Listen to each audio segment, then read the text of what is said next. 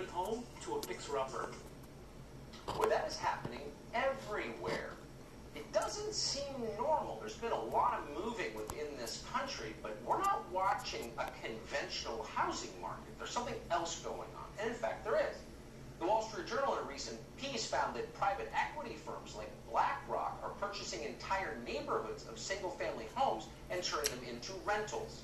In Houston, for example, big investors are now accounting for a quarter of home purchases. What does this mean for the country? Pedro Gonzalez is associate editor at Chronicles. We're happy to have him on tonight to assess this. Pedro, thanks so much for coming on. So what you're seeing here in the big picture is the bedrock of American democracy was always independence. The burger class, people own their own homes, mow their own lawns, they own something, they're vested in the country. And that is changing, and we're becoming at high speed a nation of renters. What are the implications of this? Well, look, Eisenhower said in his farewell address that you and I and our government must avoid the impulse to live only for today, to plunder for our own convenience and ease the precious resources of tomorrow. Plundering the future is what financial institutions like BlackRock are doing by buying up tons of real estate. Freddie Mac's 2019 housing survey found that 40% of renters expect to never own a home, and we can expect that number to rise. Homeownership gives people a stake in society. It's a way to build generational wealth. It's the foundation of the middle class and part of the American dream. And permanent capital is now robbing Americans of that dream, singing, "You'll own nothing and be happy." They're killing the dream and giving us a nightmare of dispossession.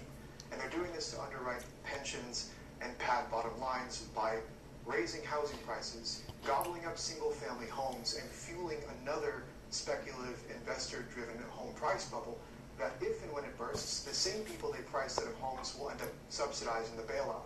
And by the way, many of these same institutions also promote progressive policies like environmental policies that also raise the price of housing, undermine the Second Amendment like BlackRock is doing, and push for more immigration as JP Morgan Asset Management is doing. Immigration also raises the price of housing, of course, and all of these things are good for business because a mass of indebted and disarmed serfs are much more easily managed. But we're not meant to be slaves to capital and markets. These things are tools for our enrichment. And when people and society turn them like knives against the rest of society, we have a right and, in fact, an obligation to fight back and call it what it is. Selfish, destructive greed cutting at the heart of America. Man, I'm going to print that out. Everything about that was true.